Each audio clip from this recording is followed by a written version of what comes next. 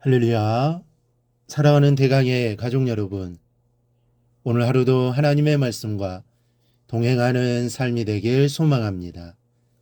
오늘 함께 나눌 하나님의 말씀은 고린도전서 12장 12절에서 20절 말씀입니다. 몸은 하나인데 많은 지체가 있고 몸의 지체가 많으나 한 몸인과 같이 그리스도도 그러하니라. 우리가 유대인이나 헬라인이나 종이나 자유인이나 다 한 성령으로 세례를 받아 한 몸이 되었고 또 다 한 성령을 마시게 하셨느니라. 몸은 한 지체뿐만 아니요 여럿이니 만일 발이 이르되 나는 손이 아니니 몸에 붙지 아니하였다 할지라도 이로써 몸에 붙지 아니한 것이 아니요 또 귀가 이르되 나는 눈이 아니니 몸에 붙지 아니하였다 할지라도 이로써 몸에 붙지 아니한 것이 아니니 만일 온몸이 눈이면 듣는 곳은 어디며 온몸이 듣는 곳이면 냄새 맡는 곳은 어디냐. 그러나 이제 하나님이 그 원하시는 대로 지체를 각각 몸에 두셨으니 만일 다한 지체뿐이면 몸은 어디냐.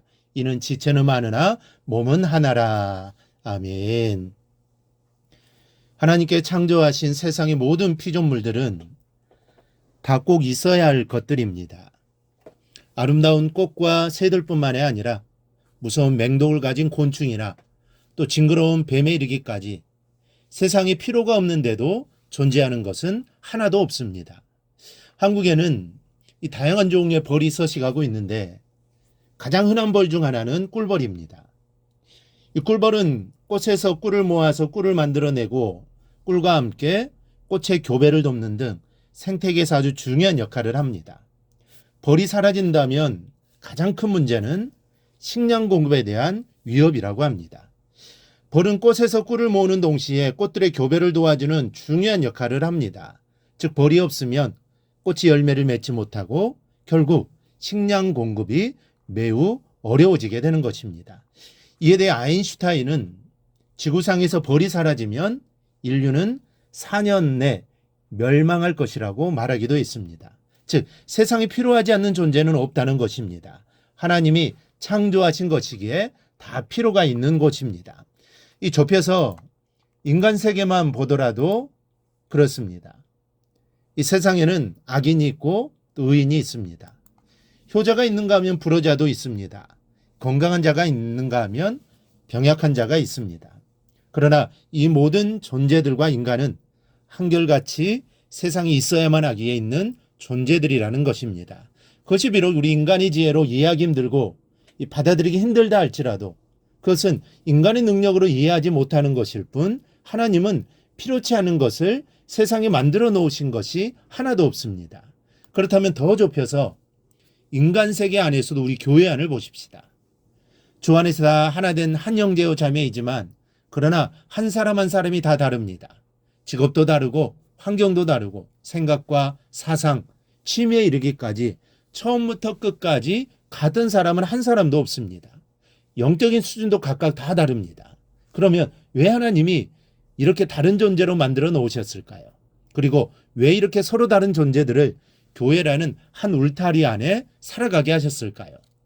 이 똑같은 존재로 만들어 놓으셨다면 서로 차별도 없을 것이고 평등하게 지낼 수 있을 텐데 그리고 서로 다르다면 다 흩어놓고 떼어놓아 각각 살아가게 하면 경쟁도 다툼도 없을 텐데 말입니다. 그런데 본문은 이렇게 말씀합니다.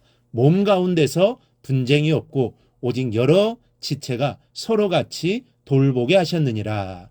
너와 내가 다른 것은 그리고 그럼에도 대강교회라는 울타리 안에서 생활하게 하신 것은 각각 다른 모양을 내세우며 저 잘났다고 다투라고 그렇게 하신 것이 아니라 서로 돌아보게 하기 위해서 그렇게 하셨다라는 것입니다.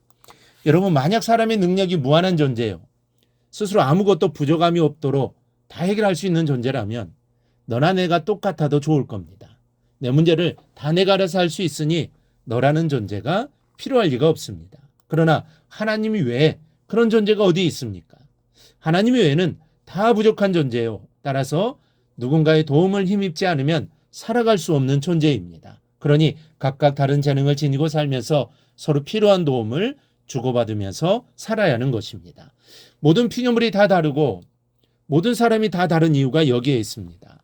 그러면서도 한 지구, 한 국가와 사회, 한 교회 안에서 살아야 하는 이유도 바로 여기에 있는 것입니다. 오늘 본문 15절, 21절에서 말씀하는 것이 바로 이것입니다. 17절에서 20절을 본다면 만일 온몸이 눈이면 듣는 곳은 어디며 온몸이 듣는 곳이면 냄새 맡는 곳은 어디냐. 그러나 이제 하나님이 그 원하시는 대로 지체를 각각 몸에 두셨으니 만일 다 지체이면 몸은 어디냐. 이제 지체는 많으나 몸은 하나라. 이 말씀의 뜻이 무엇인지 여러분 이해가 되십니까? 사람은 이렇게 머리처럼 존귀한 자든 발처럼 비천한 자든 다 필요한 존재요. 서로에게는 없어서는 안 되는 존재입니다. 그런데 이러한 사실을 알지 못하고 다투는 사람들이 세상에는 얼마나 많은지 모릅니다.